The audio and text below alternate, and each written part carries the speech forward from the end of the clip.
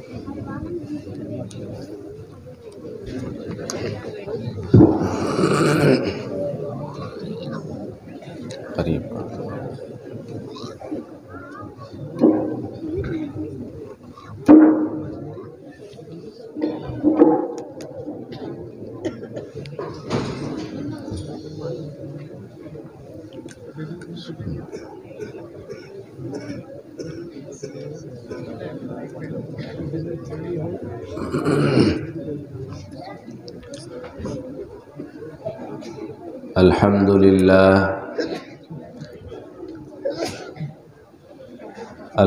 لله نحمده ونستعينه ونستغفره ونؤمن به ونتوكل عليه ونعوذ بالله من شرور أنفسنا ومن سيئات أعمالنا من يهده الله فلا مضل له ومن يضلل فلا هادي له ونشهد أن لا إله إلا الله وحده لا شريك له ونشهد أن سيدنا وسندنا وشفيعنا وإمامنا ومولانا محمدا عبده ورسوله صلى الله عليه وعلى آله وأصحابه وأزواجه وذرياته وبارك وسلم تسليما كثيرا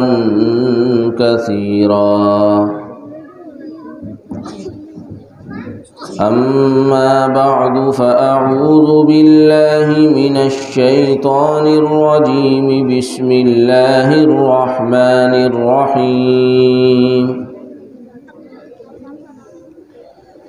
يوم يفر المرء من أخيه وأمه وأبيه وصاحبته وبنيه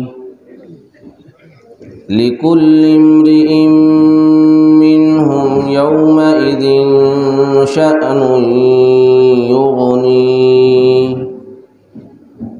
وجوه يومئذ مسفرة ضاحكة مستبشرة ووجوه يومئذ عليها غبرة ترهقها قترة أولئك هم الكفرة الفجرة صدق الله مولانا العلي العظيم.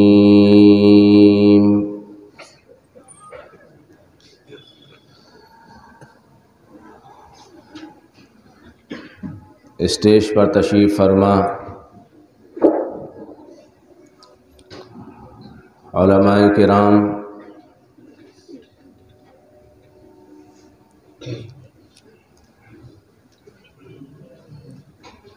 شہر کے مختلف علاقوں سے آئے ہوئے دینی ایمانی بھائیوں،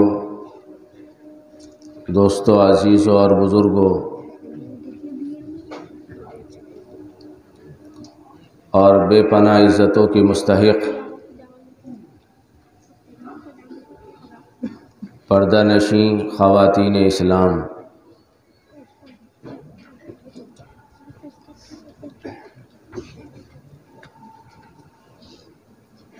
ہم لوگ اس سے پہلے اپنے مہمان خصوصی کی زبانی بہت ہی پرسوز انداز میں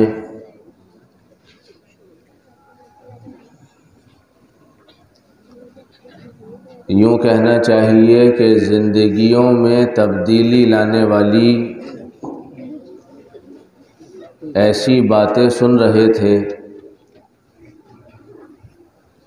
کہ اگر میں اور آپ اس اجلاس سے یہ طے کر کے اٹھ جائیں کہ ہمیں ان چیزوں پر عمل کرنا ہے جن کی طرف توجہ دلائی گئی، جن کی نشاندہی کی گئی، اور ہمیں ان تیاریوں میں لگ جانا ہے جن تیاریوں میں ابھی ہم لوگ اپنی غفلتوں کی وجہ سے، دین بیزاری کی بنیاد پر، یا جو وجہ ہم تجویز کریں ان بنیادوں کی وجہ سے ہم لگ نہیں پائے۔ تو میں یہ سمجھتا ہوں کہ ہم سب کا یہاں آنا اور اس جلسے کو سننا ہماری نجات کے لیے انشاءاللہ کافی ہو جائے۔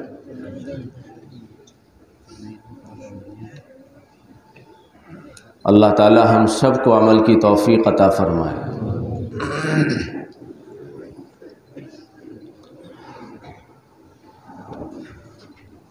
محترم بھائیوں، دوستو، عزیزوں اور بزرگوں، ایک سوال ہے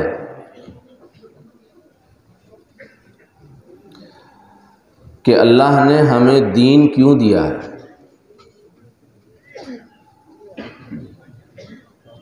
یہ ایک سوال ہے، اللہ نے ہمیں دین کیوں دیا؟ اس سوال کا جواب مختلف طبقات سے اگر لیا جائے تو ہم یہ سمجھتے ہیں کہ شاید لائرز کا جواب الگ ہو، فارمرز کا جواب الگ ہو، پروفیسرز کا جواب الگ ہو، لیکچرارز کا جواب الگ ہو، ٹیچرز کا الگ ہو،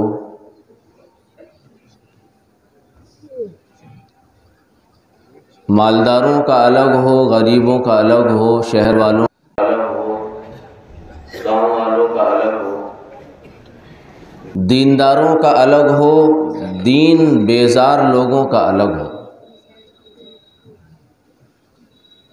سوال ہے اللہ نے ہمیں دین کیوں دیا؟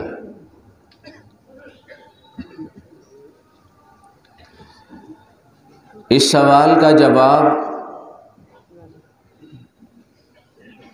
میں اور آپ اگر رسول اللہ صلی اللہ علیہ وسلم کی زندگی میں تلاش کریں اور رسول اللہ صلی اللہ علیہ وسلم کے صحابہ کی زندگی میں تلاش کریں تو جواب شاید کچھ اور ہو، اور آپ کا ایمانی تقاضا، ایمانی جذبہ، ایمانی فکر یقیناً یہ تقاضا کرے گی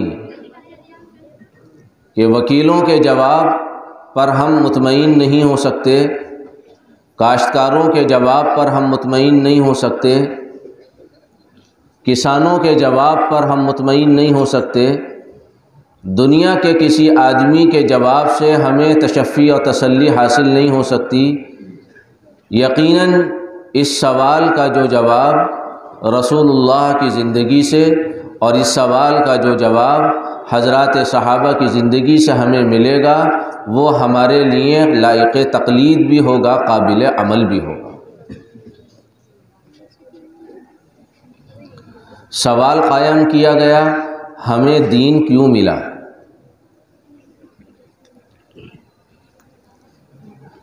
حضور اکرم صلی اللہ علیہ وسلم کی زندگی کا اگر جائزہ لیں اور حضور کے صحابہ کی زندگی کا جائزہ لیں اور اس کا نچوڑ نکالیں اور مختصر الفاظ میں اس کا خلاصہ پیش کرنے کی کوئی آدمی کوشش کرے تو شاید اس کا جواب یہ بن سکتا ہے، میں یہ نہیں کہہ رہا یہی ہو سکتا ہے کسی کی رائے الگ ہو، اس لیے میں احتیاطی پہلو اختیار کر رہا ہوں۔ اگر صحیح ہو تو اللہ کی طرف سے، غلط ہے تو اس کہنے والے کی طرف سے۔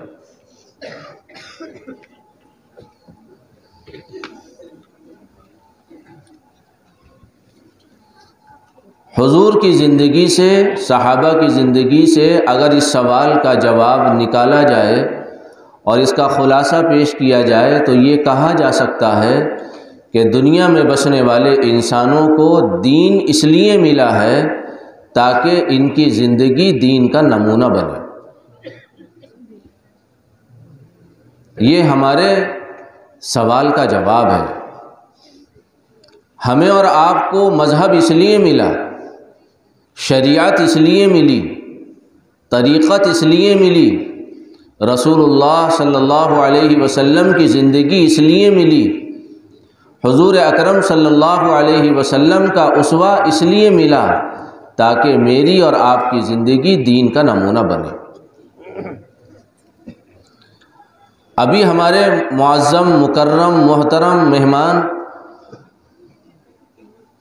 دوران گفتگو آپ سے مخاطب تھے اور انہوں نے فرمایا کہ صرف ٹوپی پہن لینے کا نام دین نہیں، داڑھی رکھ لینے کا نام دین نہیں، نمازیں پڑھ لینے کا نام دین نہیں، اور اس قسم کی ملتی جلتی چیزوں کو انجام دے لینے کا نام دین نہیں، بلکہ دین پوری زندگی کے تمام اعمال کو محیط ہے۔ زندگی دین کا نمونہ بنے گی تو اس کے اثرات آدمی کے اندر ظاہر ہوں گے۔ جس طرح سردی آتی ہے تو اس کا اثر، اور گرمیاں آتی ہیں تو اس کا اثر، برسات ہوتی ہے تو سڑک پر اس کے اثرات، پتجھڑ کا موسم آتا ہے تو اس کے اثرات درختوں پر، ہوائیں چلتی ہیں، لوئیں چلتی ہیں تو اس کے اثرات فضاؤں میں، برف گرتی ہے تو اس کے اثرات علاقوں میں، کہ یہ اثرات ہیں چیزوں کے۔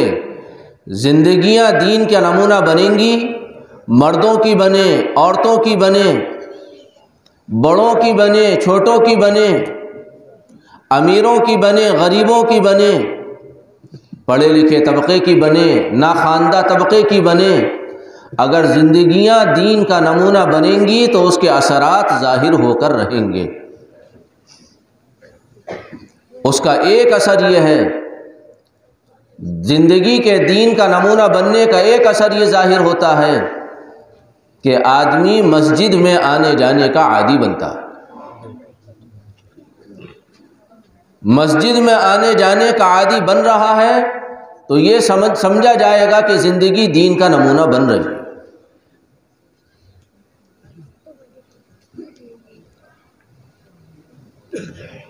مسجد میں دل لگ رہا ہے، مسجد میں جانے کی فکر میں لگا ہوا ہے، مسجد میں جا کر جلدی آنے کی کوشش نہیں کر رہا، تو یہ علامت ہے زندگی دین کا نمونہ بن رہی ہے۔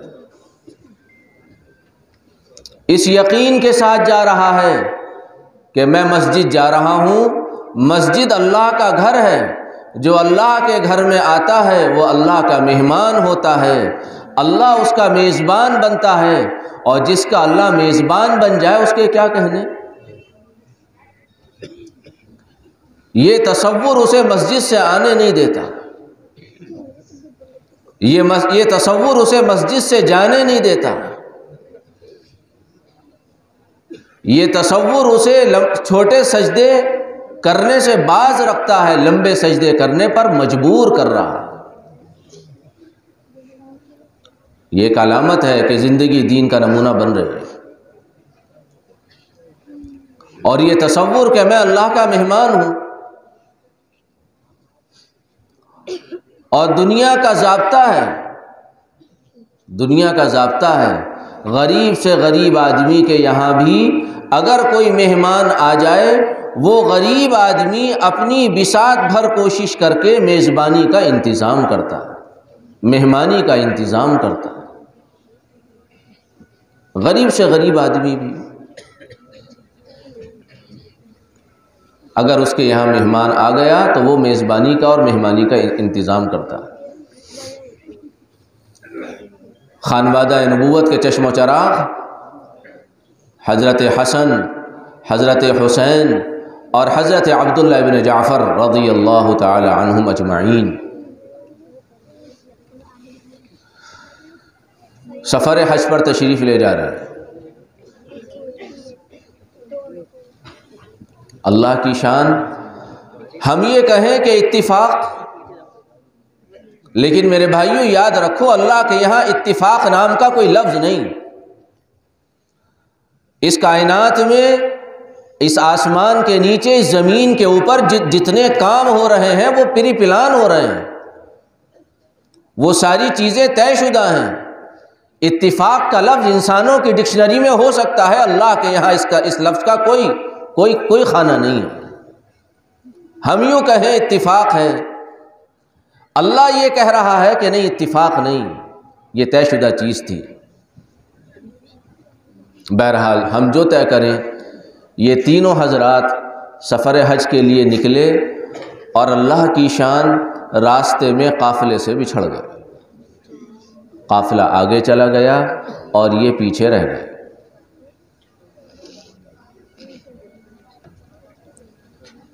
چلتے چلتے ایک مکان نظر آیا، یہ تینوں حضرات وہاں پہنچے، سواری سے اترے اور دستک دی، ایک بوڑھی اماں نکل کر آئی۔ انہوں نے کہا، بوڑھی اماں نے پوچھا کون ہو؟ انہوں نے کہا ہم خانوادہ نبوت کے چشم و چراغ ہیں، ہم رسول اللہ صلی اللہ علیہ وسلم کے خاندان کے لوگ ہیں۔ بوڑھی اماں نے کہا واہ، میرے تو بھاگے جاگ گئے، میری قسمت کا ستارہ شاید بلندی پر، بچوں تشریف لاؤ، میں تمہاری کیا ضیافت کر سکتی ہوں، میں تمہاری کیا مہمان نوازی کر سکتی ہوں۔ انہوں نے کہا اماں ہم قافلے سے بچھڑ گئے ہیں، بہت بھوک لگی ہے، کچھ کھانے کا انتظام کرو۔ اس اماں نے یہ کہا میرے بچوں، میں غریب عورت ہوں، میرے پاس کھانے کا کوئی انتظام نہیں۔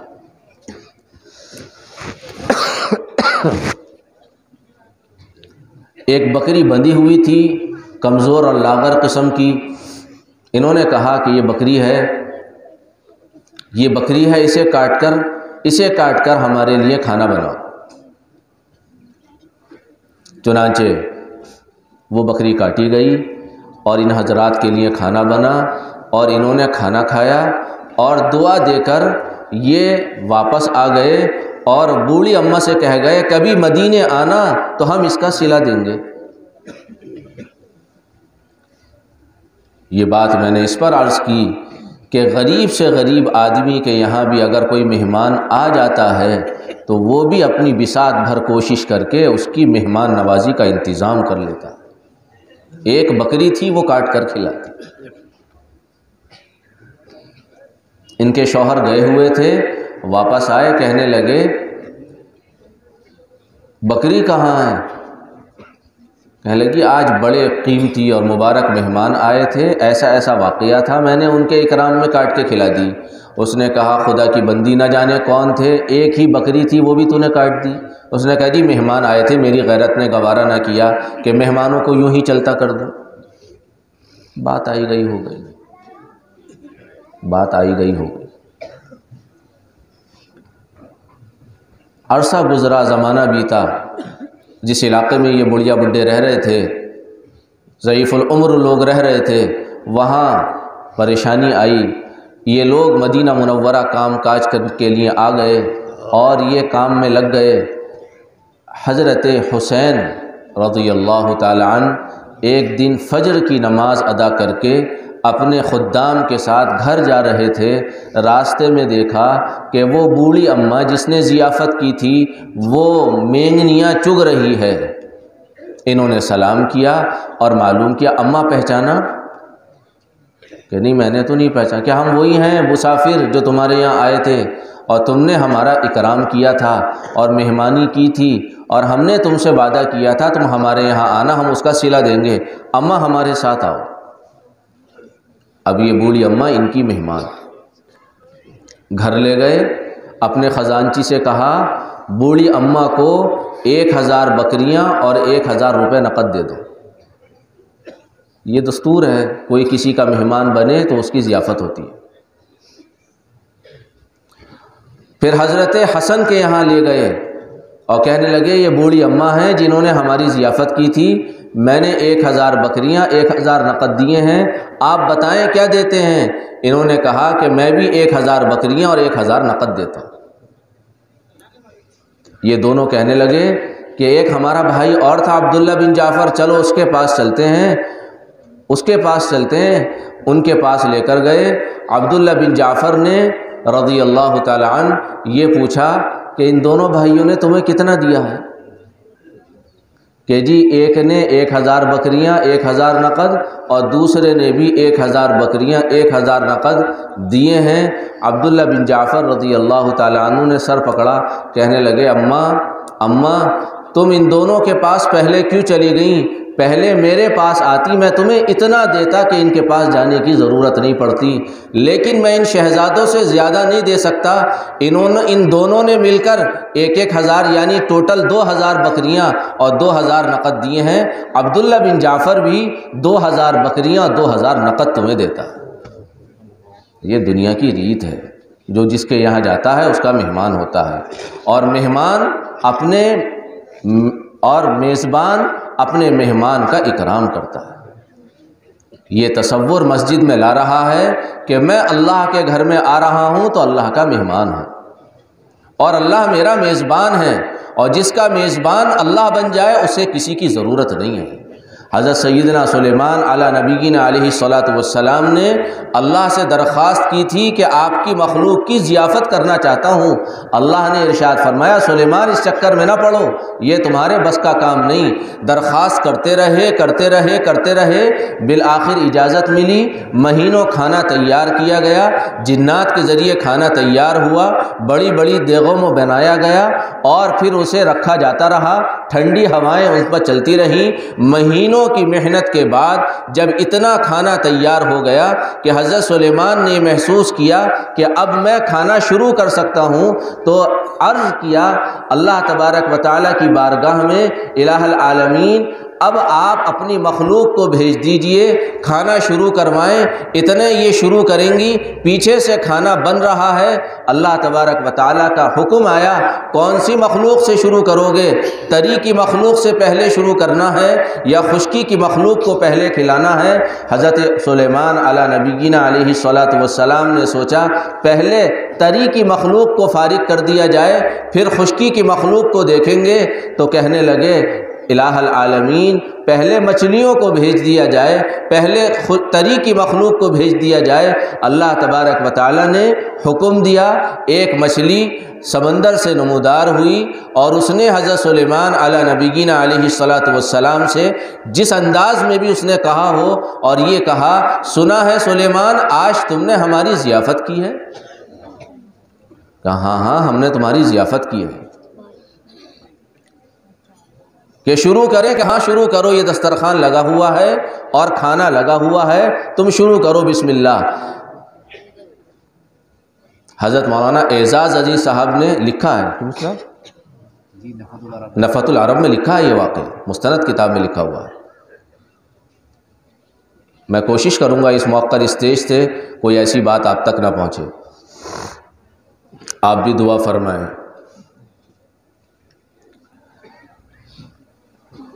وہ مچھلی آئی اور ایک لقمے میں اتنے دنوں سے تیار کیا جانے والا کھانا سب کھا گئی، ایک لقمے میں۔ اور پھر منہ کھول کے کھڑی ہے سلیمان، اور اس نے خدا کی بندی اور کا کیا مطلب ہے، یہ تو کئی مہینوں میں تیار ہوا تھا، تو ایک لقمے میں کھا گئی، یہ کیا بات ہوئی، اور کیا مطلب ہے؟ کہ سلیمان واہ واہ واہ واہ، بھلی ضیافت کی تم نے، آج تو ہم تمہاری دعوت میں آ کے بھوکے پیٹ ہی رہ گئے، خدا کی بندی اب بھی بھوکا پیٹ، اتنا کھا گئی اب بھی بھوکے پیٹ۔ سلیمان تمہیں پتہ نہیں ہے، سلیمان تمہیں پتہ نہیں ہے، میرا پیدا کرنے والا مجھے روزانہ ایسے 3 لقمے کھلاتا ہے۔ جس کا میزبان اللہ ہو جائے میرے بھائیوں، اسے کسی کی پرواہ نہیں ہو سکتی۔ اگر مسجد اس یقین کے ساتھ آ رہا ہے کہ میں اللہ کا مہمان ہوں اور اللہ میرا میزبان ہے، اس چوکھٹ پر آ کر میں اللہ سے جو کہوں گا اللہ مجھے دے گا۔ آپ مجھے بتاؤ تو صحیح، اگر میرے یہاں آنے والا مہمان مجھ سے کچھ فرمائش کرے تو کیا اس کی فرمائش پوری نہیں کی جائے؟ اگر ایک انسان کی فرمائش پوری کرنے کی حتی المقدور کوشش کر سکتا ہے تو ایک ضعیف بندہ اپنے قادر مطلق پروردگار کے سامنے جھولی پھیلا کر اپنی محدود ضرورتوں کو رکھے تو کیا وہ اللہ اس کی ضرورتوں کو پورا نہیں کر سکتا؟ اس تصور کے ساتھ مسجد آنا یہ علامت ہے، یہ علامت بقرار دی جائے گی کہ زندگی دین کا نمونہ بن رہی ہے۔ ایک سوال قائم کیا گیا کہ ہمیں دین کیوں ملا ہے، اس کا جواب مختصراً عرض کیا گیا کہ زندگی کو دین کا نمونہ بنانے کے لیے یہ دین ہمیں ملا ہے۔ جب زندگی دین کا نمونہ بنتی ہے، جب زندگی دین کا نمونہ بنتی ہے، سننا ہے آپ، میری بہنیں بھی سنیں، میری بہنیں سنیں، میرے وہ بھائی سنیں جو ابھی کھڑے ہیں، جو ابھی باتیں کر رہے ہیں سنیں، یہ لمحے بار بار نہیں آتے، یہ لمحے بار بار نہیں آتے۔ جب زندگی دین کا نمونہ بنتی ہے، جب زندگی دین کا نمونہ بنتی ہے تو پھر اللہ کے بندوں کو دیکھ کر اور ان کی پریشانیوں کو دیکھ کر اس آدمی کا دل تلملا جاتا ہے اور اس آدمی کا دل بے چین ہو جاتا ہے اور اس آدمی کی آنکھوں سے آنسو جاری ہو جاتے ہیں جس کی زندگی دین کا نمونہ بن چکی ہوتی ہے۔ میں یہ بات بہت اعتماد کے ساتھ کہہ رہا ہوں، آپ بھی موجود ہیں، ہو سکتا ہے دوسرے لوگ بھی یہ بات میری سن رہے ہوں، میں بہت وضاحت کے ساتھ کچھ بات کہنا چاہ رہا ہوں۔ دین کوئی معمولی چیز نہیں ہے، رسول اللہ صلی اللہ علیہ وسلم کا پیغام ہے، یہ پیغام جب حقیقت کے ساتھ زندگیوں میں آتا ہے اور زندگیاں دین کا نمونہ بنتی ہیں تو پھر سسکتی ہوئی انسانیت کو دیکھ کر مجال نہیں ہے کوئی آدمی میٹھی نیند سو جائے۔ اگر کوئی آدمی انسانیت کی تکلیف کو دیکھنے کے باوجود، انسانیت کے خون کو دیکھنے کے باوجود، معاف کیجئے گا وہ انسان چاہے مسلمان ہو یا غیر مسلم ہو، اگر اس دھرتی پر کوئی خون بہہ رہا ہے وہ خون اللہ کے بندے کا ہے، وہ خون رسول اللہ کے امتی کا ہے۔ یہ الگ بات ہے وہ امت دعوت ہو یا امت اجابت ہو۔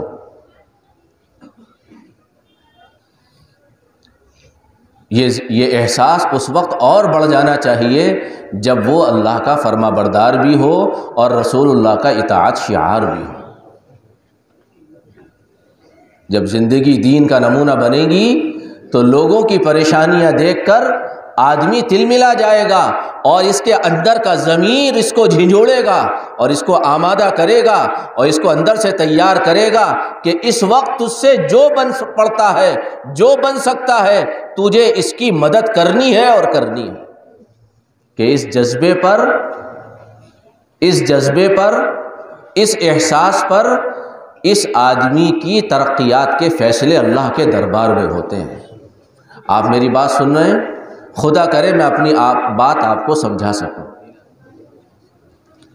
میں دوبارہ عرض کر رہا، جب زندگی دین کا نمونہ بنتی ہے تو دوسروں کی پریشانیاں دیکھ کر آدمی تلملا جاتا ہے، بے چین ہو جاتا ہے، اور اس کے اندر کا ضمیر اس کو اس بات پر آمادہ کرتا ہے کہ تجھے اس کی ضرورت پوری کرنی ہے، تجھے اس کی ضرورت پوری کرنی ہے اور تجھے اس کے کام آنا ہے۔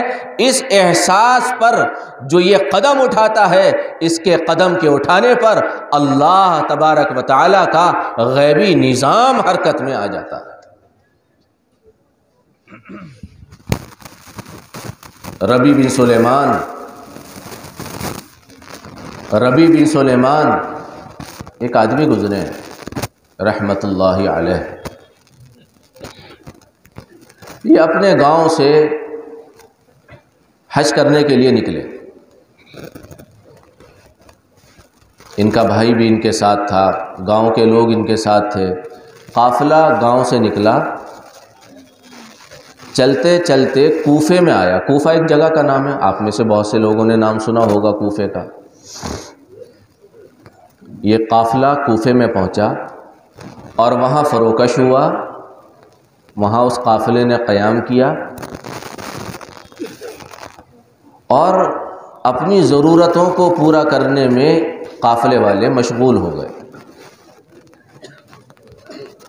ربیع بن سلیمان کہتے ہیں کہ میں اپنی ضرورت کو پورا کرنے کے لیے، کوئی سامان لینے کے لیے ذرا دور چلا گیا تو میں نے آگے دیکھا کہ ایک خچر مرا پڑا ہے۔ خچر سمجھتے ہیں؟ گدھا، گدھے کی قسم ہوتی ہے۔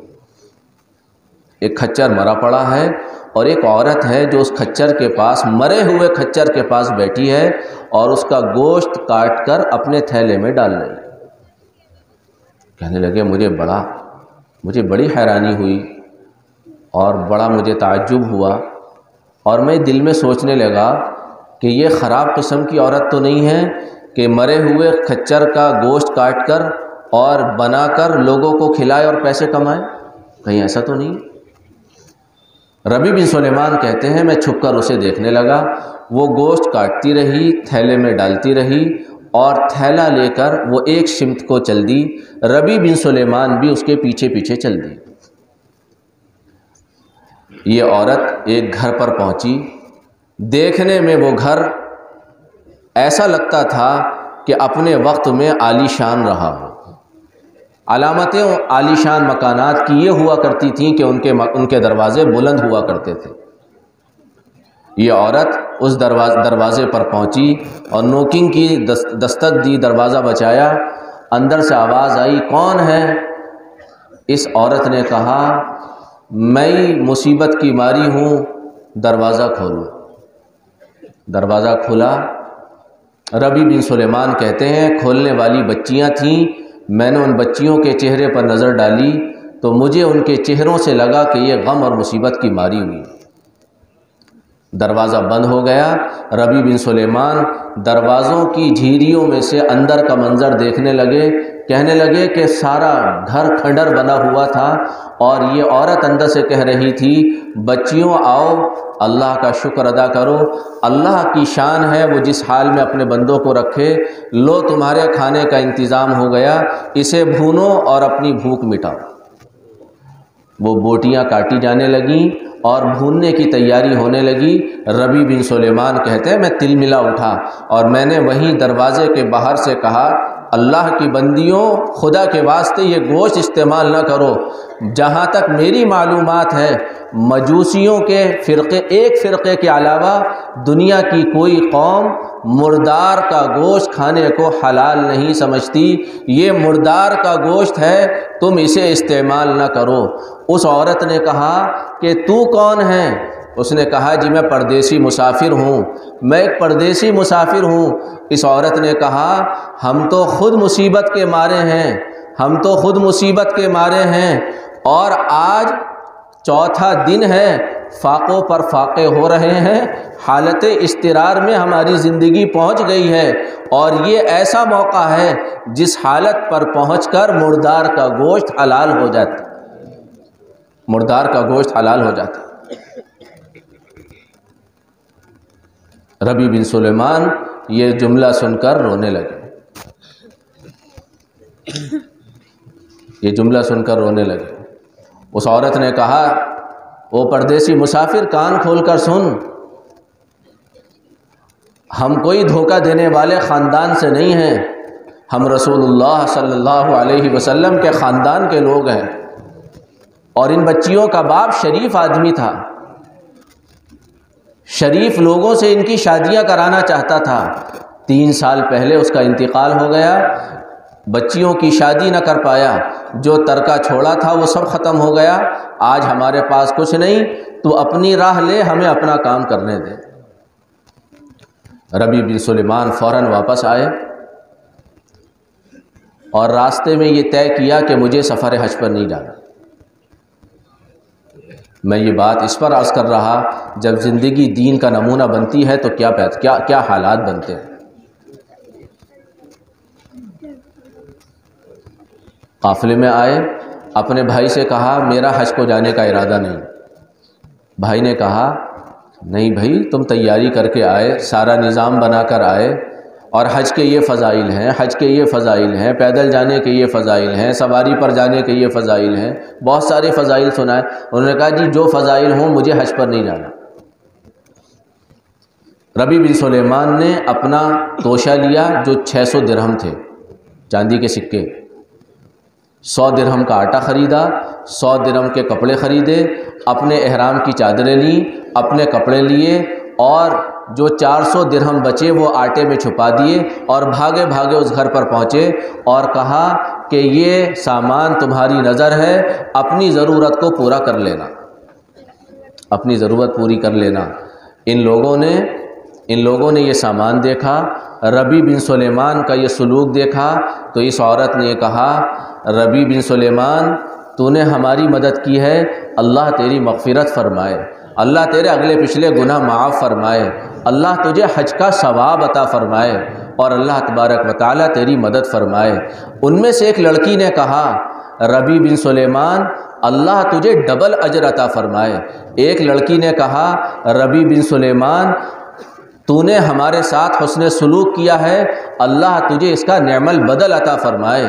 اس میں ایک بیٹی نے کہا ربیع بن سلیمان تو نے ہمارے ساتھ حسن سلوک کیا ہے، اللہ ہمارے دادا کے ساتھ تیرا حشر فرمائے۔ ایک لڑکی نے کہا ربیع بن سلیمان تو نے ہمارا خیال کیا ہے، اللہ تجھے اس کا صلہ جلدی عطا فرمائے۔ ربیع بن سلیمان وہ دے کر واپس آ گئے، قافلہ چلا گیا، ربیع بن سلیمان وہیں ٹھہرے رہے۔ کہتے ہیں کہ قافلے کے واپس آنے کا زمانہ آ گیا، حاجیوں کے واپسی کا زمانہ آ گیا۔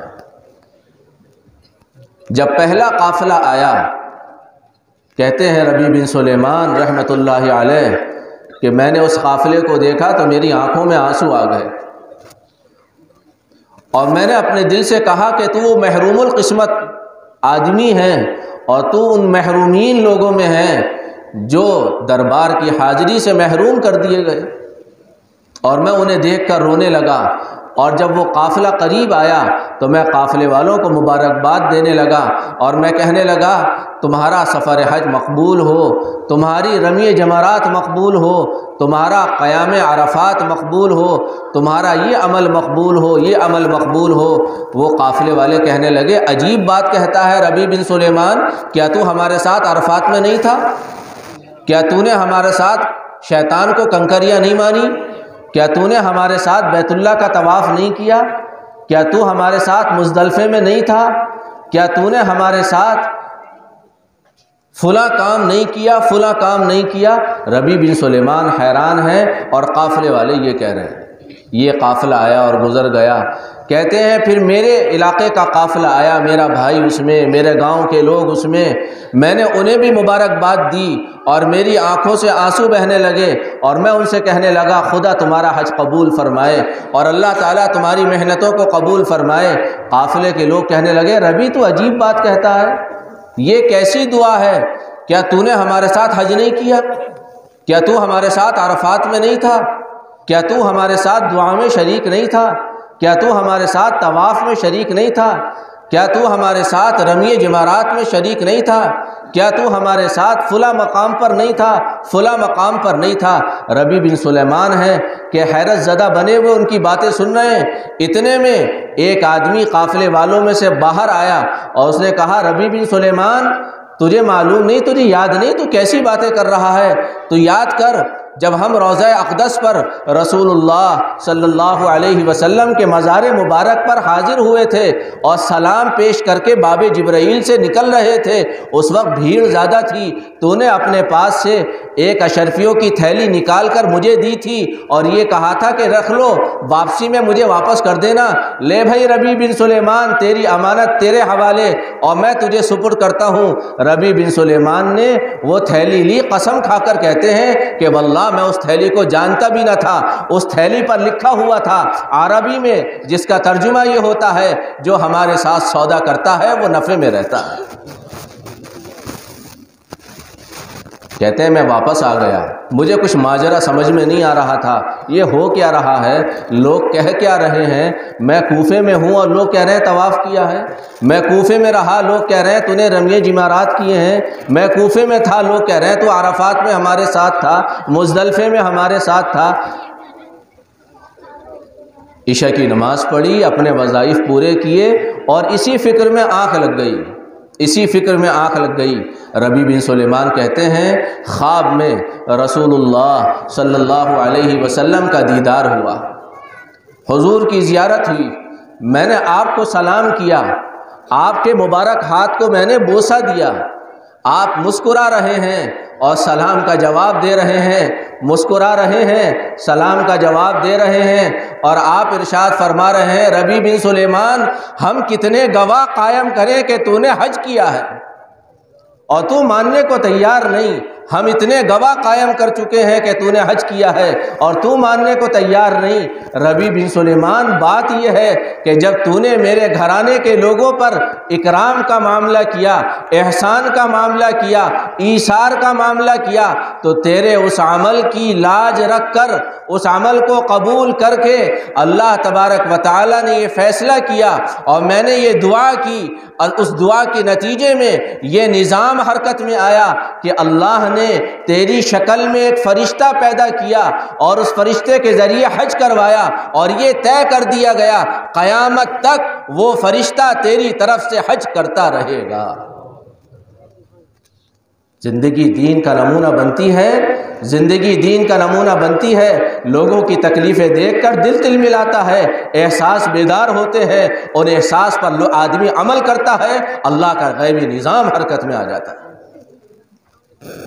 اللہ کا غیبی نظام حرکت میں آ جاتا ہے۔ وقت تنگ ہوتا جا رہا ہے، میرے بھائیوں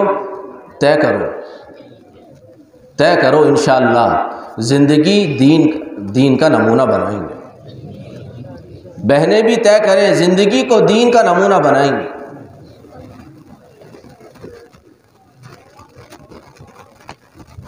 ظاہری دینداری نہیں، حقیقی دینداری پر آئیں گے، ظاہری دینداری نہیں، حقیقی دینداری پر آئیں۔ جب آدمی زندگی کو دین کا نمونہ بنا لیتا ہے، اللہ تبارک و تعالیٰ اسے مقبول بنا دیتا ہے، اور جب آدمی اللہ کے یہاں مقبول ہو جاتا ہے تو پھر اللہ اس کی لاج رکھتا ہے، اس کی دعائیں قبول ہوتی ہیں، اس کے سجدے قبول ہوتے ہیں، اس کے بچے فرما بردار بنتے ہیں، اس کے کاروبار میں برکت آتی ہے، اس کے روزگار میں برکت آتی ہے، اس کی مشکلات آسان کر دی جاتی ہیں، اس کی پریشانیوں کو حل کر دیا جاتا ہے جب آدمی اللہ کے یہاں مقبول ہو جاتا ہے۔ اور مقبول ہونے کے لیے زندگی کو دین کا نمونہ بنانا ضروری۔ اس لیے میرے بھائیوں، میں بھی طے کروں، آپ بھی طے کریں، انشاءاللہ ہم سب مل کر زندگی کو دین کا نمونہ بنائیں۔ اس لیے کہ قیامت میں سب سے پہلے، قیامت میں جو سوال ہوگا وہ زندگی کا ہوگا، قیامت میں جو سوال ہوگا وہ زندگی کا ہوگا۔ اس موقع پر آدمی، مرد یا عورت، اللہ سے ملک نہیں مانگے گا، مال نہیں مانگے گا، جمال نہیں مانگے گا، حسن نہیں مانگے گا، دولت نہیں مانگے گا۔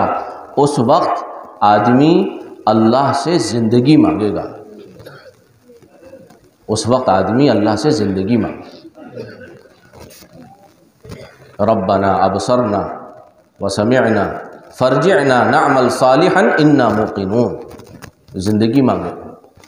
زندگی دین کا نمونہ نہیں بنائی ہوگی تو افسوس ہوگا، یوم یعض الظالم علی یدیہ، ایسا افسوس ہوگا کہ آدمی اپنا ہاتھ چبا جائے گا، اتنا روئے گا کہ پانی ختم ہو جائے گا آنکھ کا اور خون شروع ہو جائے گا آنکھ سے نکلنا، اور اس کے خون کے آنسو پوچھنے والا کوئی نہ رہے گا۔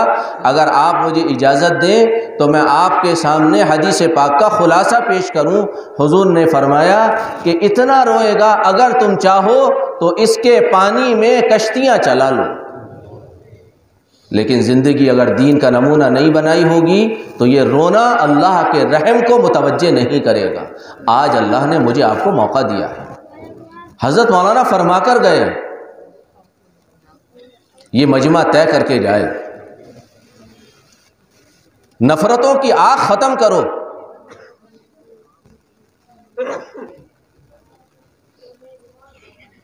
نفرتوں کی زندگی ختم کرو۔ خدا کے بندو، اسلام ہی سب کچھ نہیں ہوتا، انسانیت بھی کوئی چیز ہوتی ہے۔ انسانیت کے تقاضے الگ ہیں، اسلام کے تقاضے الگ ہیں۔ انسانیت کا تقاضا یہ ہے کہ اگر سڑک کنارے کوئی آدمی بھوکا نظر آئے گا، ہم اس کا مذہب نہیں پوچھیں گے۔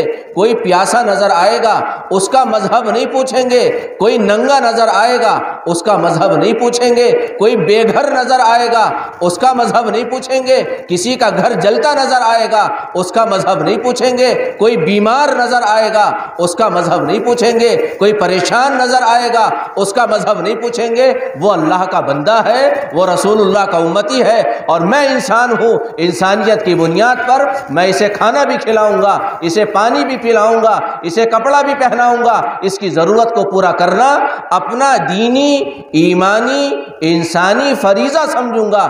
یہ تقاضے ہیں دین کو، زندگی کو دین کا نمونہ بنانا۔ ہمارے ملک کو نفرتوں کی نہیں، ہمارے ملک کو زندگی کے دین کا نمونہ بننے کی ضرورت ہے۔ اور اللہ کا شکر ہے، اللہ کا جتنا شکر ادا کیا جائے، جتنا شکر ادا کیا جائے کمی کم ہے۔ لاک ڈاؤن کے زمانے میں آپ نے انسانیت کا جتنا خیال کیا ہے، کسی اور قوم کے حصے میں وہ سعادت نہیں آئی۔ لاک ڈاؤن کے زمانے میں بہت دور کے علاقے میں، بہت دور کا علاقہ، یہ ہمارے مفتی صاحب تشریف رکھتے ہوں گے، کشی نگر ہاٹا کا علاقہ، میں نے وہاں فون کیا، وہاں کے ایک صاحب نے مجھے بتایا کہ افطار ہو چکا ہے، صبح سے یہ وقت ہو گیا ہے، ساتھیوں کو، دوستوں کو، بھائیوں کو کھانا کھلاتے کھلاتے لوگ بدستور آ رہے ہیں اور ان کے چپل ٹوٹ چکے ہیں۔ کتنے لوگ ہیں جن کے پاس چپل نہیں، اور انہوں نے اپنے پیر میں بوتلیں کاٹ کر، پلاسٹک کی بوتلیں کاٹ کر، اور انہوں نے رسیوں سے باندھ کر چلنا شروع کر دیا ہے، اور وہ بے تحاشا بھوکے ہیں، بے تحاشا پیاسے ہیں، وہ بہت ضرورت مند ہیں۔ ہمارا پورا علاقہ ان کی خدمت میں لگا ہوا ہے۔ قربان جائیں، اور میں سلام کرتا ہوں ان کے جذبوں کو، خدا انہیں جزائے خیر عطا فرمائے۔ انہوں نے بتایا کہ ان تعاون جن کا ہم تعاون کر رہے ہیں ان میں اکثر مسلمان نہیں، ان میں اکثر غیر مسلم ہیں، ان میں اکثر غیر مسلم ہیں، اور وہ یہ کہتے ہوئے جا رہے ہیں اور روتے ہوئے جا رہے ہیں کہ تم ہمارے بھگوان ہو، تم ہمارے بھگوان ہو، تم ہمارے پیارے ہو، تم ہمارے محسن ہو۔ حضرت مولانا خلیل الرحمن صاحب سجاد نعمانی حفظہ اللہ فرما رہے تھے کسی موقع پر، اگر مسلمانوں نے وہ کام باقی رکھا جس کام کو لاک ڈاؤن میں کیا ہے، انشاءاللہ خدا کے پیغام کو اور رسول اللہ کے پیغام کو اس ملک کے طول و عرض میں پہنچنے سے دنیا کی کوئی طاقت روک نہیں سکتی۔ نفرتوں کے بازار ختم کرو، جو ذمہ داریاں دینی، ایمانی اور انسانی بنیاد پر میری آپ کی طرف متوجہ ہیں، میں بھی آج اس اجلاس کی مناسبت سے طے کروں، آپ بھی طے کریں، انشاءاللہ ہم ان ذمہ داریوں کو پورا کرنے کی کوشش کریں گے۔ اللہ تعالی ہم سب کو عمل کی توفیق عطا فرمائے، ہمارے یہاں جمع ہونے کو اپنی بارگاہ میں قبول فرمائے، آپ سب کے بیٹھنے کو رب کریم بے پناہ شرف قبولیت عطا فرمائے۔ وآخر دعوانا ان الحمد للہ رب العالمین۔